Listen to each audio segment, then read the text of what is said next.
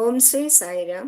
ഭഗവാന്റെ പാതാരവിന്ദങ്ങളിൽ സാഷ്ടാംഗം നമസ്കരിച്ചുകൊണ്ട് എല്ലാവർക്കും അന്തർശൗചയജ്ഞത്തിന്റെ 161 എപ്പിസോഡിലേക്ക് സ്വാഗതം.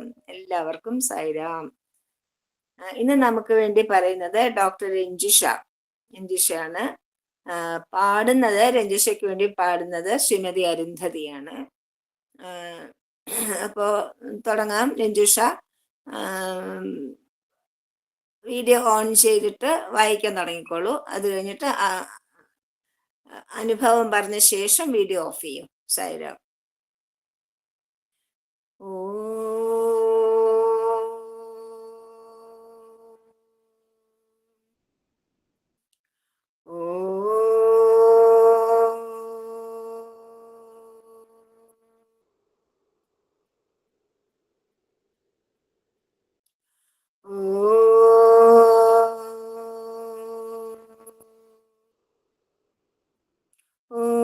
साईश्वराय विद्महे सत्यदेवाय धीमहि तन्नः सर्वः प्रचोदयात्। ॐ साईश्वराय विद्महे सत्यदेवाय धीमहि तन्नः सर्वः प्रचोदयात्। ॐ साईश्वराय विद्महे सत्यदेवाय धीमहि तन्नः सर्वः प्रचोदयात्। ॐ शान्ति शान्ति शान्ति. ഡോക്ടർ രഞ്ജിഷയും ശ്രീമതി അരുന്ധതിയും രണ്ടുപേരും സത്യസായി മീഡിയ സെന്ററിന് വേണ്ടി വർക്ക് ചെയ്യുന്നവരാണ്. സായിരാം. ട്രാൻസ്ലേഷൻ വിങ്ങിലുള്ളവരാണ്. സായിരാം.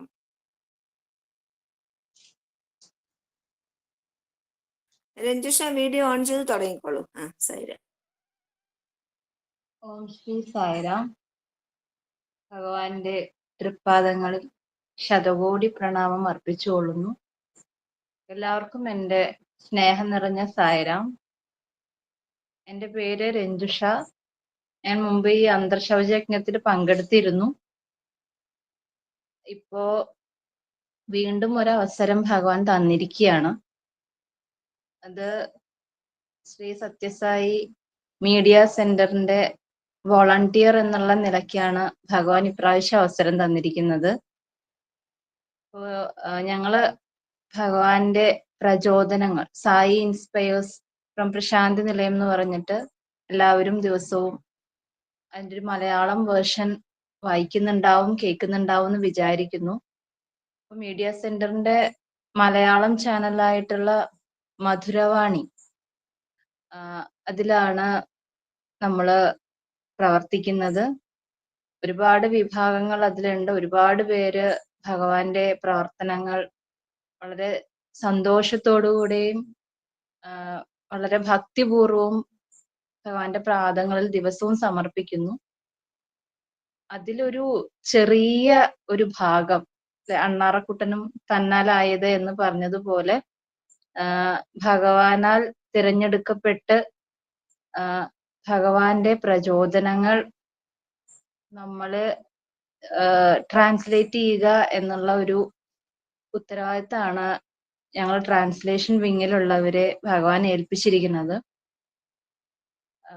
അപ്പൊ അതിലേക്ക് വരുന്നതിന് മുമ്പ് നമുക്ക് ഭഗവാന്റെ അവതാരവാണി വായിച്ചതിന് ശേഷം അതിലേക്ക് കടക്കാം.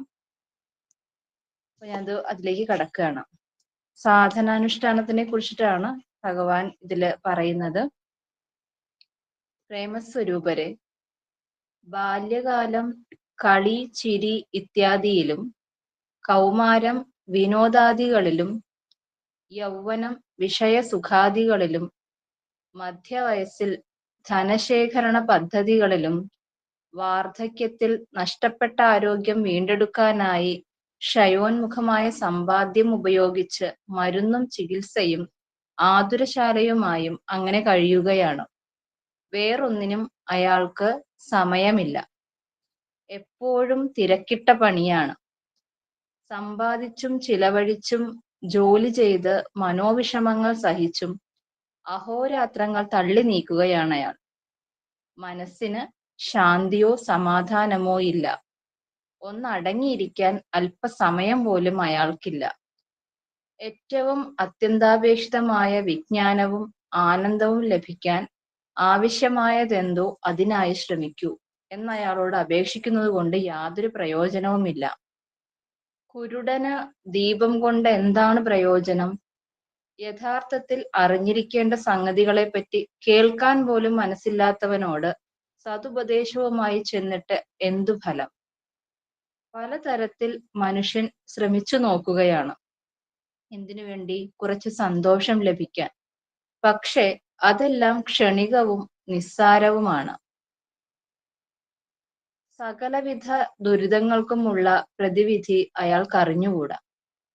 ഇന്ദ്രിയങ്ങളുടെ എല്ലാം യജമാനനായ മനസ്സിനെ നിയന്ത്രിച്ചാൽ ആ പരമമായ വിജയം ലഭിക്കുമെന്ന് അയാൾ ഇനിയും മനസ്സിലാക്കിയിട്ടില്ല. ഇന്ദ്രിയദ്വാര മനുഷ്യശക്തി സദാ ബഹിർമുഖമായി ഗമിച്ചുകൊണ്ടിരിക്കുന്നു. മാത്രമല്ല തദ്വാര അവൻ ചുറ്റുമുള്ള ലോകവുമായി ബന്ധിതനാകുന്നു. മനസ്സാണ് ഇന്ദ്രിയങ്ങളെ ഇത്തരത്തിൽ ബന്ധത്തിൽ ഏർപ്പെടാൻ പ്രേരിപ്പിക്കുന്നത്. അതിനാൽ മനുഷ്യൻ അവന്റെ മനസ്സിനോട് ബുദ്ധിക്ക് അഥവാ വികസനത്തിന് വഴങ്ങിക്കൊടുക്കാൻ ആജ്ഞാപിക്കണം. അങ്ങനെയാകുമ്പോൾ മനസ്സ് മനുഷ്യനെ ഉപദ്രവിക്കുകയില്ല. മാത്രമല്ല അവന് സഹായകമായി ഭവിക്കുകയും ചെയ്യും. ശരീരം ഈശ്വരന്റെ ക്ഷേത്രമാണ്. ഈശ്വരൻ ഹൃദയത്തിൽ അധിവസിക്കുന്നു. ബുദ്ധി അഥവാ വിവേകം ആ പ്രതിഷ്ഠയ്ക്ക് മുന്നിലായി വച്ചിട്ടുള്ള ദീപമാണ്. ഇന്ദ്രിയങ്ങളാകുന്ന ഓരോ ജാലകങ്ങൾ വഴി ഉള്ളിൽ പ്രവേശിക്കുന്ന കാറ്റ് ദീപനാളത്തെ കെടുത്തുമോ എന്ന ഭയത്തിന് പോലും ഇടവരുത്തുകയും ചെയ്യുന്നു. അതിനാൽ ആ ജാലകങ്ങളെ അടച്ചേക്കുക. പുറം മോടിയിൽ ഭ്രമിച്ചേക്കാൻ ഇടവരത്തക്ക വിധം ആ ജനാലകളെ തുറന്നിടരുത്. ബുദ്ധി സദാ കൂർമ്മതയുള്ളതായിരിക്കുന്നതിൽ ശ്രദ്ധിക്കുക.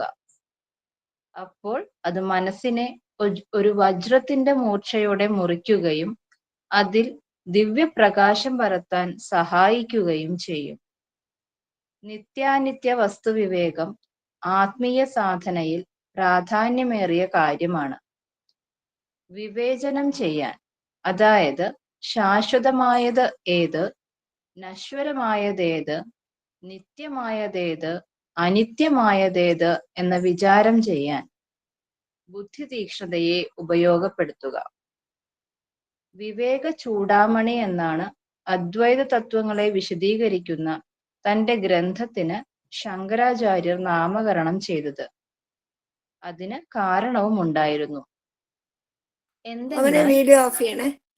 പ്രപഞ്ചത്തിന്റെ അടിസ്ഥാനപരമായ വസ്തു ഏകമാത്രമാണെന്നുള്ള തത്വവും ജീവിതം നശ്വരമാണ് എന്ന ബോധവും ശരിക്കും ബോധ്യപ്പെടണമെങ്കിൽ ആയതിലേക്ക് വിവേകം എത്രമാത്രം അത്യന്താപേക്ഷിതമാണ് എന്ന പരമസത്യത്തെ ലോകസമക്ഷം അതർഹിക്കുന്ന ഗൗരവത്തോടെ എടുത്തുകാട്ടണം എന്ന ഉദ്ദേശത്തോടെയാണ് ശങ്കരൻ വിവേക ചൂടാമണി എന്ന് നാമകരണം ചെയ്തത്. മമത, സ്നേഹം, താത്പര്യം എന്നിവ പ്രത്യേക പ്രതിപത്തി, പക്ഷഭേദം, തെറ്റിദ്ധാരണ എന്നിവയ്ക്ക് കാരണമാകുന്നു. അവ യാഥാർത്ഥ്യത്തെ മറയ്ക്കുകയും വിവേകത്തെ നശിപ്പിക്കുകയും ചെയ്യും. സത്യാന്വേഷിയെ സംബന്ധിച്ചിടത്തോളം രാഗം ഒരു രോഗമാണ്, മമത ആലസ്യവുമാണ്. രോഗിക്ക് രാഗം അഥവാ പ്രത്യേക സ്നേഹം പാടില്ല. ആരോടും തന്നെ പ്രത്യേകമായ ഒരു സ്നേഹമോ വാത്സല്യമോ പ്രത്യേക പ്രതിപത്തിയോ പാടില്ല. ഏതെങ്കിലും ഒരു പ്രത്യേക വ്യക്തിയോടോ ശീലത്തോടോ രീതിയോടോ നിങ്ങൾക്കൊരിക്കൽ കൂടുതൽ അടുപ്പം അഥവാ താല്പര്യമുണ്ടായാൽ പിന്നീട് അത് മാറ്റിക്കളയാൻ വളരെ പ്രയാസമായിരിക്കും. പെരുവെള്ളത്തിൽ എന്തോ ഒഴുകിപ്പോകുന്നത് കണ്ട് കരിമ്പടക്കെട്ടാണ് എന്ന് വിചാരിച്ച് അതെടുക്കാനായി ഒരിക്കൽ ഒരു ഗ്രാമീണൻ വെള്ളത്തിലേക്ക് ചാടി. പിടികൂടി നോക്കിയപ്പോൾ അത് കരിമ്പടക്കെട്ടല്ല, ഒരു കരടിയായിരുന്നു. പക്ഷെ അപ്പോഴേക്കും കരടി അയാളെ പിടികൂടി കഴിഞ്ഞിരുന്നു. കരടിയുടെ പിടിയിൽ നിന്നും രക്ഷപ്പെടാൻ അയാൾക്കു സാധിച്ചില്ല. ഇതുതന്നെയാണ് മമതയുണ്ടായാൽ വന്നു ചേരുന്ന വിഷമവും. പിടിവിടുവിക്കുവാൻ സാധിക്കുകയില്ല. പുരാണകാലം മുതൽക്കേ മഹർഷിമാർ നമ്മെ ഉദ്ബോധിപ്പിച്ചിട്ടുള്ളതാണ്. നാം ദിവ്യതയുടെ സന്തതികളാണ്. ശാന്തി, ആനന്ദം, സത്യം, ന്യായം ഇതെല്ലാം നമ്മുടെ പൈതൃക സ്വത്തുക്കളാണ്. ഇന്ദ്രിയങ്ങളുടെ യജമാനന്മാരാണ് നാം. ആ സ്ഥിതിക്ക് ഇക്കാണാവുന്ന പ്രപഞ്ചത്തിന്റെയും അധിപന്മാരാണ്. അതിനാൽ മരുഭൂമിയിലെ മരീചിക പോലെ നമ്മെ തെറ്റിദ്ധരിപ്പിക്കാൻ ഒന്നിനും ശക്തിയില്ല എന്നല്ല. മനുഷ്യന് ന്യായമായ ആഗ്രഹങ്ങളെല്ലാം ഉണ്ടാകാം. സുഖസമാധാനത്തോടെ ജീവിക്കാനുള്ള ആശ, അതായത് രോഗി മരുന്നിനു വേണ്ടി ഉഴലുന്നത് പോലെ. വിശപ്പ് എന്ന സുഖക്കേടിനു വേണ്ട മരുന്നാണ് ആഹാരം. ദാഹം എന്ന രോഗത്തിനുള്ള ഔഷധമാണ് ജലം. അന്നവസ്ത്രാദികളോടുള്ള മനുഷ്യന്റെ ആകാംക്ഷ അമിതമാകരുത്. മുളകുപൊടി എന്നിവയ്ക്ക് മേശപ്പുറത്തുള്ള സ്ഥാനമേ, അതായത് രണ്ടാം സ്ഥാനമേ ഇവയ്ക്കുണ്ടാകാൻ പാടുള്ളൂ. ഉപ്പും പരിപ്പും ഉള്ളപ്പോൾ പരിപ്പിനെ അപേക്ഷിച്ച് ഉപ്പിന് ചെറിയ സ്ഥാനമല്ലേ ഉള്ളൂ. പരിപ്പിന്റെ അത്ര തന്നെയോ പരിപ്പിനേക്കാളുമോ സ്ഥാനം ഉപ്പിന് കൊടുക്കുന്നത് എങ്ങനെ? അതുപോലെ തന്നെയാണ് ആരോഗ്യവും ദേഹസൗഖ്യവും ഉണ്ടായിരിക്കാൻ വേണ്ടിയുള്ള പ്രയത്നം. ഇതെല്ലാം സാധന ചെയ്യാൻ തക്ക ശക്തിയും സൗകര്യവും ഉണ്ടാകാനാണ്. ചിലർ എപ്പോഴും തങ്ങളെയും തങ്ങളുടെ ജീവിതത്തെയും പഴിച്ചുകൊണ്ടേയിരിക്കും. തങ്ങളെ രക്ഷിക്കാൻ ഈശ്വരന്റെ കരുണ മാത്രമേയുള്ളൂ എന്ന് പറയുകയും ചെയ്യും.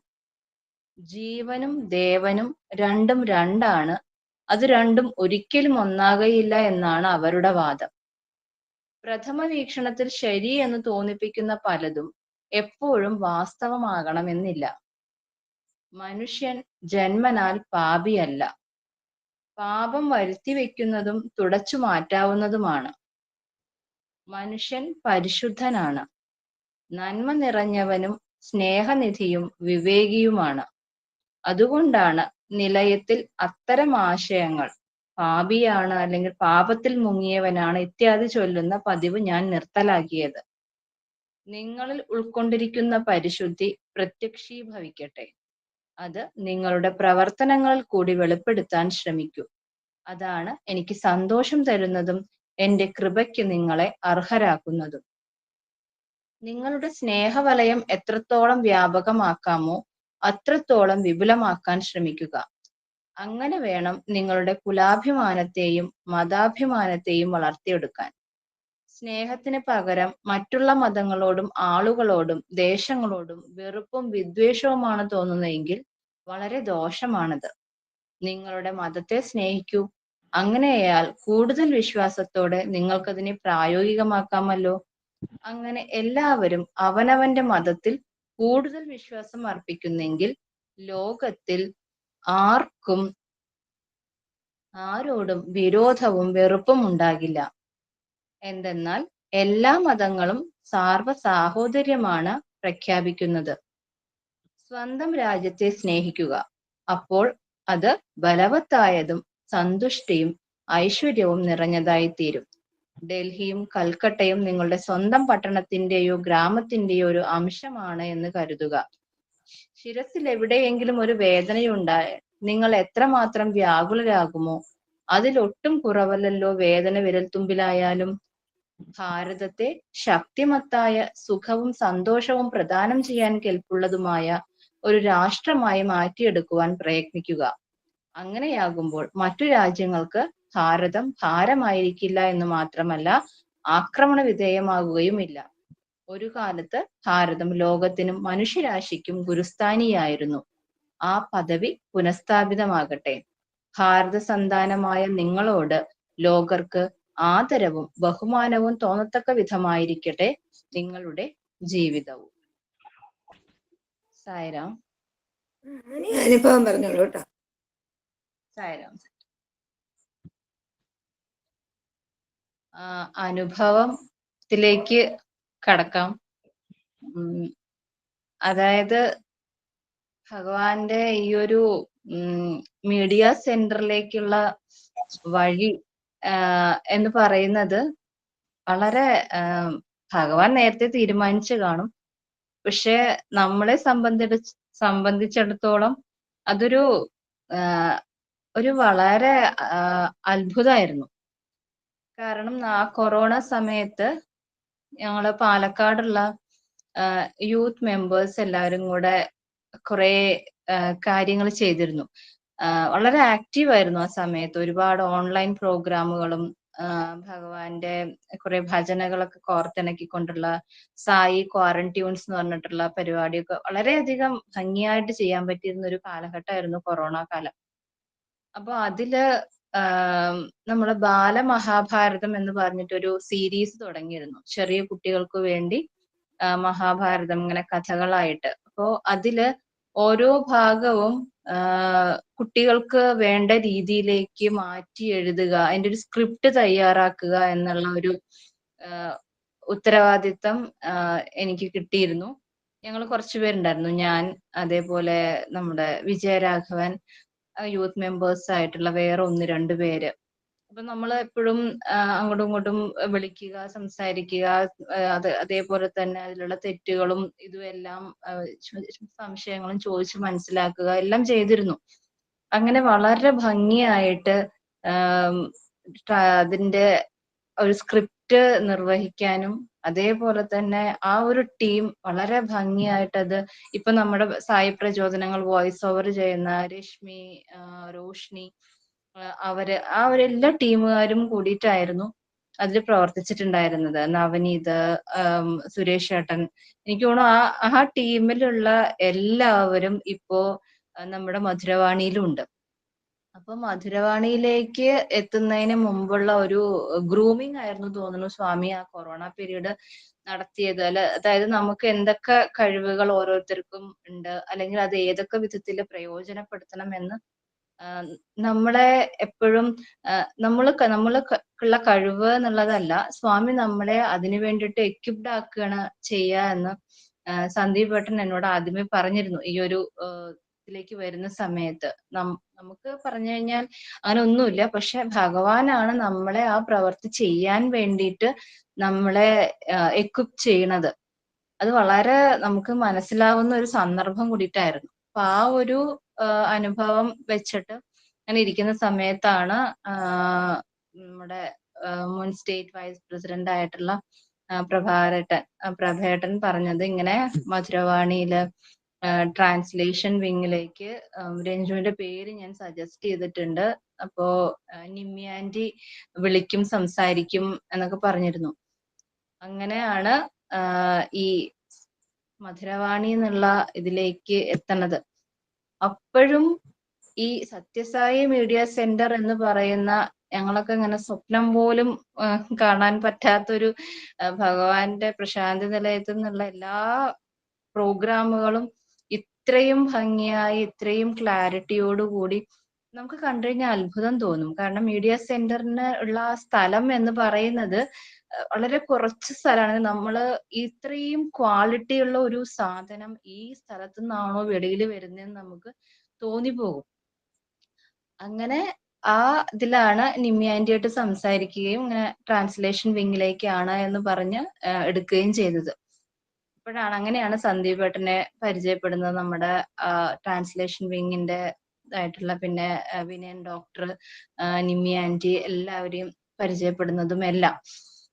അപ്പോ അങ്ങനെ ഇത് അപ്പോഴും അതിന്റെ ഒരു എന്താ പറയാ പ്രാധാന്യമോ അല്ലെങ്കിൽ അറിയാം ഭഗവാന്റെ വർക്കാണെന്നെല്ലാം അറിയാമെങ്കിലും എങ്ങനെ അത് ചെയ്യുന്നേ എന്നുള്ളതോ ആദ്യം തന്നെ വളരെ പേടിയായിരുന്നു. കാരണം ഭഗവാന്റെ വാണികള് തർജ്ജമ ചെയ്യാൻ എനിക്ക് തെലുഗു ഒന്നും അറിയില്ല. അപ്പൊ നമുക്ക് ഈ കിട്ടുന്നത് ഇംഗ്ലീഷിലാണ് കിട്ടുന്നത്. ആ ഇംഗ്ലീഷിൽ കിട്ടുന്നത് നമ്മള് ഭഗവാനോട് പ്രാർത്ഥിച്ചിട്ടാണ് ട്രാൻസ്ലേഷന് നമ്മൾ ഇരിക്കുന്നത് തന്നെ. എല്ലാം ഒരു തപസ് പോലെയാണ് അത് ചെയ്യുന്നത്. അപ്പോ പല സമയത്തും ചെറിയൊരു വാക്ക് അത് ഭഗവാൻ വളരെ വലിയ കാര്യങ്ങള് വളരെ സിമ്പിളാക്കി നമുക്ക് പറഞ്ഞു തരുമ്പഴും ചില വാക്കുകൾ അല്ലെങ്കിൽ ചില സെന്റൻസുകൾ നമ്മളെ കൊണ്ട് തർജ്ജമ ചെയ്യാൻ പറ്റാത്ത വളരെയധികമുള്ള സന്ദർഭങ്ങൾ ഉണ്ടായിട്ടുണ്ട്.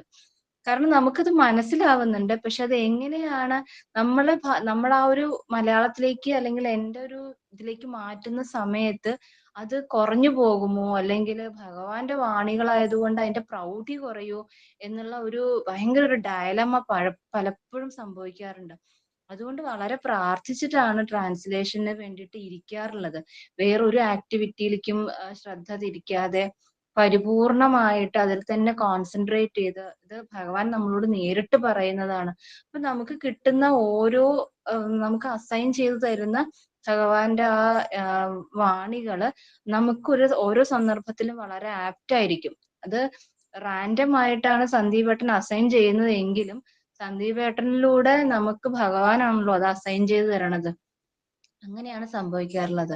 അപ്പൊ ഈ ട്രാൻസ്ലേഷൻ വിങ്ങിന് വേണ്ടിയിട്ട് പ്രവർത്തിക്കുന്ന സമയത്ത് ഇപ്പൊ മധുരവാണിയുടെ അല്ലെങ്കിൽ മീഡിയ സെന്ററിന്റെ ആനിവേഴ്സറി നടക്കാറുണ്ട്. ഓഗസ്റ്റ്, സെപ്റ്റംബർ അങ്ങനെ ആ സെപ്റ്റംബർ മാസത്തിലായിട്ട്. അപ്പൊ ഇക്കഴിഞ്ഞ സെപ്റ്റംബർ 2024 അതുപോലൊരു അവസരം കിട്ടിയപ്പോ ഭഗവാന്റെ ഗസ്റ്റ് ആയിട്ടാണ് നമ്മള് മീഡിയ സെന്ററുകാർ നമ്മളെ അങ്ങോട്ട് വിളിക്കുന്നത്. മീഡിയ സെന്ററിന്റെ ഭാഗമായിട്ട് വോളണ്ടിയർ ആയിട്ട് പ്രവർത്തിക്കുന്നത് കൊണ്ട്. അങ്ങനെ അതൊരു വലിയ ഭാഗ്യമായിട്ട് ഞാൻ കരുതുന്നു എന്റെ ജീവിതത്തില്. ഞാനും ഹസ്ബൻഡും കൂടെ ഫാമിലി ആയിട്ടാണ് സ്വാമി നമ്മളെ വിളിക്കുന്നത്. അങ്ങനെ ഞങ്ങൾ പോയി. വിജു ഫാമിലി ഉണ്ടായിരുന്നു. ഞങ്ങളുടെ കൂടെ ഞങ്ങൾ ഒരുമിച്ചാണ് പോയത് പുട്ടപ്പർത്തിക്ക്. അവിടെ രാജകീയമായ വരവേൽപ്പായിരുന്നു. ഭഗവാൻ ഓരോരുത്തരെയും ഭഗവാൻ എങ്ങനെയാണ് സ്വീകരിക്കുന്നതെന്നുള്ളത്, ഭഗവാന്റെ വർക്ക് ചെയ്യുമ്പോൾ നമ്മൾ ഗ്രാറ്റിറ്റ്യൂഡ് എന്ന് പറയുന്ന സാധനം ഭഗവാനിൽ നിന്ന് തന്നെ നമ്മൾ കണ്ടു പഠിക്കണം എന്നുള്ളത് മനസ്സിലാക്കി. വളരെ നല്ല താമസം, വളരെ നല്ല ഭക്ഷണം, മീഡിയ സെന്ററിൽ ഗസ്റ്റ് ആയിട്ട് നമ്മൾ ഭഗവാന്റെ തന്നെ ഗസ്റ്റ് ആയിട്ട് നമ്മൾ പോകുന്നു. ഇത്രയും വലിയ വർക്കാണോ നമ്മൾ ചെയ്യുന്നതെന്ന് ഒരു നിമിഷം ഞാൻ ആലോചിച്ചു പോയി. ഹസ്ബൻഡും അതെ. നമുക്ക് ഏറ്റവും നല്ല ഭക്ഷണം, ഏറ്റവും നല്ല താമസം, ഏറ്റവും നല്ല ദർശനം, അതിന് നമുക്ക് ഭഗവാന്റെ ഗ്രാറ്റിറ്റ്യൂഡ് കാർഡ് സമർപ്പിക്കാനുള്ള അവസരം എനിക്കും അരുന്ധതി ആന്റിക്കും ആണ് കിട്ടിയത്. അങ്ങനെ ഞങ്ങള് ഭഗവാന്റെ സമാധിയില് ഗ്രാറ്റിറ്റ്യൂഡ് കാർഡ് സമർപ്പിക്കാൻ പറ്റി. ഒരു വല്ലാത്തൊരു അനുഭൂതിയായിരുന്നു അതൊക്കെ. അപ്പൊ അതിന് മുമ്പ് ഈ സ്വാമിയുടെ പ്രചോദനങ്ങൾ ട്രാൻസ്ലേറ്റ് ചെയ്യുന്നതിന് മുമ്പായിട്ട് എനിക്കൊരു ഡ്രീം ഉണ്ടായിരുന്നു. അതില് ഞാനിങ്ങനെ പുട്ടപ്പർത്തിയിൽ നിൽക്കുകയാണ്. അപ്പൊ അവിടെ സ്വാമിയുടെ റെസിഡൻസിന്റെ ഇവിടെയായിട്ട് സായി ഇൻസ്പയേഴ്സ് എന്ന് പറഞ്ഞിട്ടൊരു ബോർഡ് ഉണ്ട്. അവിടെ ഒരു കല്ലിന്റെ മുകളില് സ്വാമി ഇരിക്കുകയാണ്. എന്നിട്ട് അത് എന്നോട് വായിക്കാൻ പറയാണ് സ്വാമി. അപ്പൊ ഞാനതിങ്ങനെ ഓരോന്നായിട്ട് വായിക്കുന്നു. അപ്പൊ എനിക്ക് മനസ്സിലായില്ല എന്നിൽ അങ്ങനെ ഒരു ഉത്തരവാദിത്തം തരാൻ വേണ്ടിയിട്ടാണ് സ്വാമി എനിക്ക് ഡ്രീമിൽ വന്നിട്ട് ദർശനം തന്നെന്നുള്ളത് എനിക്ക് പിന്നീടാണ് മനസ്സിലായത്. അപ്പൊ ഓരോരുത്തർക്കും ഇതുപോലെയുള്ള ഇത് സ്വാമി ഓരോ സ്ലോട്ടുകൾ എടുത്തു വെച്ചിരിക്കുകയാണ് വർക്ക് ചെയ്യാൻ വേണ്ടിയിട്ട്. അപ്പൊ അത് എനിക്ക് വളരെ കൃത്യമായിട്ട് ഓർമ്മയുണ്ട്. സ്വാമി കാലിന്റെ മുകളിൽ കാല് കയറ്റി വെച്ച് ഇരുന്നിട്ട് സ്വാമി അത് വായിക്കാൻ എന്നോട് പറയുകയാണ് ഓരോ സെന്റൻസ് ആയിട്ട്. അതിനേക്കാളും രസം അതെല്ലാം കഴിഞ്ഞ് പുട്ടപ്പർത്തിയില് ഈ മീഡിയ സെന്ററിന്റെ ആനിവേഴ്സറിക്ക് ഞാൻ എത്തിയ സമയത്ത് ഒരു ഫോറിൻ ലേഡി അതേ സ്ഥലത്ത് വന്ന് നിന്നുകൊണ്ട് അവര് എന്നോട് അത് വായിച്ചു തരാൻ പറഞ്ഞു. സെയിം സന്ദർഭം. ഇതെല്ലാം കഴിഞ്ഞ് ഞാൻ ആനിവേഴ്സറിക്ക് അവിടെ എത്തിയ സമയത്ത് എന്തുകൊണ്ട് അവർ എന്നോട് പറഞ്ഞു എനിക്ക് അറിഞ്ഞൂടാ. കാരണം അവരൊരു ഇംഗ്ലീഷ് ലേഡിയാണ്. എന്നിട്ട് പോലും സ്വാമിയുടെ സായി ഇൻസ്പയേഴ്സ് അവര് എന്നോട് വായിച്ചു തരാൻ പറയുകയും ചെയ്തത്. ഞാൻ അതേപോലെ വീണ്ടും ഞാൻ അതിങ്ങനെ റിമൈൻഡ് ചെയ്തു. സ്വാമി എന്നോട് വായിച്ചു തരാൻ പറഞ്ഞതുപോലെ ആ ലേഡി എന്നോട് അത് വായിച്ചു തരാൻ പറഞ്ഞു. അതിന്റെ ക്ലാരിഫിക്കേഷൻ അവര് ചോദിച്ചു. അത് പറഞ്ഞു കൊടുക്കാൻ പറ്റി. അങ്ങനെ ഒരു ഭയങ്കര ഒരു കോയിൻസിഡൻസ് പോലെ എനിക്കത് തോന്നി. അങ്ങനെ എന്താ പറയാ, സ്വാമി ഒരുപാട് കാര്യങ്ങൾ നമുക്ക് വേണ്ടി എടുത്തു വെച്ചിരിക്കുകയാണ് എന്നുള്ളത്. ഓരോന്നിനും മുമ്പേയും സ്വാമി ഒരു ഡ്രീമിൽ എന്തെങ്കിലും ഒരു ഹിന്റ് അതിനെ കുറിച്ചിട്ട് തരാറുണ്ട്. എന്നതിന് ശേഷമാണ് അത് സംഭവിക്കാറുള്ളത്. അപ്പോ ഈ ഒരു പ്രവർത്തനം സ്വാമിയുടെ വലിയ ഒരു മിഷനില് ഈ ഒരു കൊച്ചു കാര്യം നമുക്ക് അതേപോലെ തന്നെ വലിയൊരു ഇതായിരുന്നു, എക്സ്പീരിയൻസ് ആയിരുന്നു. അവിടെ ആനിവേഴ്സറിക്ക് പോയ സമയത്ത് എനിക്ക് അസൈൻ ചെയ്ത സായി ഇൻസ്പയേഴ്സ് അവിടെ ഇരുന്നു കൊണ്ട് ഭഗവാന്റെ സന്നിധിയിൽ ഇരുന്നു കൊണ്ട് ട്രാൻസ്ലേറ്റ് ചെയ്യാൻ ഒരു ദിവസം ഞാൻ ചെയ്തു. എനിക്കിങ്ങനെ ദേഹം മുഴുവൻ ഇങ്ങനെ കുളിര് കോർണ പോലൊരു അനുഭൂതിയായിരുന്നു അത് ട്രാൻസ്ലേറ്റ് ചെയ്യുന്ന സമയത്ത്. അപ്പൊ ഇങ്ങനെ വിചാരിച്ചു, ഇത്രയും സ്വച്ഛമായ, ഇത്രയും പരിപാവനമായിട്ടുള്ള സ്ഥലത്തിരുന്നു കൊണ്ട് ഭഗവാന്റെ വാണികൾ ട്രാൻസ്ലേറ്റ് ചെയ്യുക എന്നുള്ളത് ജന്മജന്മാന്തര സുകൃതമാണ് കിട്ടിയിരിക്കുന്നത്. അത് വളരെ നല്ല രീതിയിൽ തന്നെ അത്രയും പവിത്രതയോടും സാധനയോടും കൂടി ഒരുപാട് ട്രാൻസ്ഫർമേഷൻ സ്വാമി എന്നിൽ വരുത്തിയിട്ടുണ്ട്. അതെല്ലാം നമ്മളെ റിഫൈൻ ചെയ്തെടുത്തുകൊണ്ട് സ്വാമിയുടെ വർക്ക് ചെയ്യാൻ വേണ്ടി നമ്മളെ എക്യുപ്പ് ചെയ്യുന്ന ഓരോരോ ഘട്ടങ്ങള്, ഓരോ പ്യൂരിഫിക്കേഷൻ ഘട്ടങ്ങളിലൂടെയും കൂടെ കടന്നു പോയിട്ടാണ് ഈ ഒരു രീതിയിൽ എത്തണം. അപ്പൊ എപ്പോഴായാലും സാധനയിൽ എന്തെങ്കിലും ഒരു കുറവ് വന്നു കഴിഞ്ഞാൽ സ്വാമി പരീക്ഷിക്കാറുണ്ട്. അപ്പൊ ആ സാധന ബലത്തിൽ മാത്രമേ ഇത് ചെയ്യാൻ പറ്റുള്ളൂ എന്നുള്ളത് എന്നെ റിയലൈസ് ചെയ്യിപ്പിച്ച ഒരു ഇതും കൂടിയിട്ടാണ് ഇത്.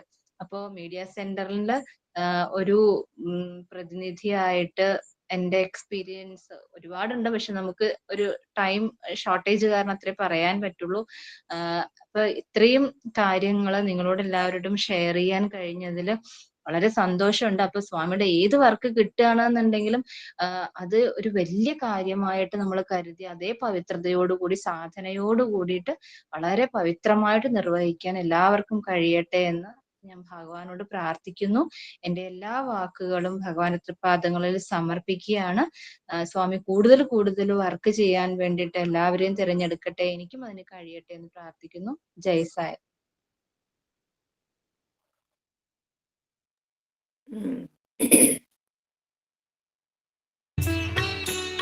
ఈ దేహమే తన యొక్క స్వతంత్రంలో ఉండినప్పుడు తన దేహంలో ఏ భాగంలో కొంచెం దోషం కలిగినప్పటికీ దేహము దానిని సరి చేసుకోగలుగుతుందా? If you think that the body is independent, when there is any defect in any one of the limbs of the body, can it correct it on its own? లేదు లేదు. No.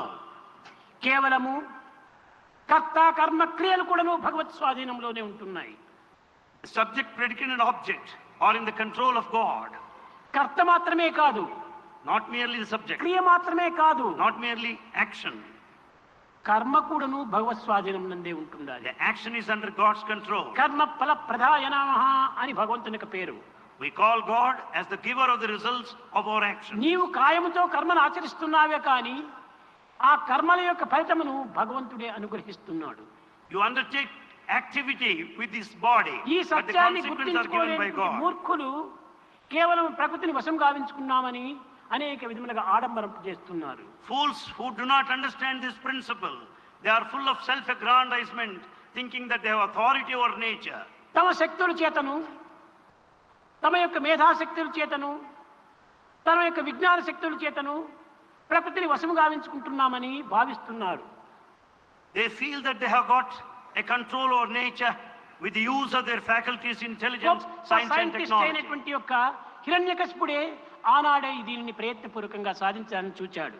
A great scientist of eminence of Hiranyakashipu wanted to exercise authority over nature. పంచభూతములు కూడాను తన హస్తగతం గావించుకున్నాడు. He could catch hold of 5 elements. కానీ But ప్రకృతిని మాత్రం వశం చేసుకోలేకపోయాడు. he could not control the nature completely. దానికే తన కుమారుడైనటువంటి ఒక చిన్న పిల్లవాడు ప్రహ్లాదుడు కూడా చెప్పాడు. Prahalada, his son, so young, tender, said this. లోకములన్నీయున్ గడియలోన జయించిన వాడవు. You could conquer all the worlds in a moment of time. చిత్తము అనగా నీ చిత్తాన్ని నీ వశం చేసుకోలేకపోతున్నావు. But you could not control your mind. ఏమి ప్రయోజనము? What is the use? లోకములన్నీయున్ గడియలో జయించిన వాడవు. Within a moment you conquered all the worlds. నీ చిత్తమును గెలువనేరవు. You could not conquer your mind. ఈ చిత్తం అనేటువంటిది ఏమిటి? అక్కడనే దైవ శక్తి ఉంటుండేది. Where is this mind? There you find God's power. దానిని జయించినప్పుడే ఈ ప్రకృతిని జయించిన వాడవుతాడు. When once you control your mind, you will be exercising authority over nature. కనుకనే So, మొట్టమొదట ప్రాణతత్వమైనటువంటి యొక్క భగవంతుని సాధించడానికి పూనుకోవాలి. అతని అనుగ్రహానికి పాత్రుడు కావాలి. therefore, we should work for God's grace, which is the life principle. സായിരെ മരുന്നിനെ പാടിക്കോളൂ.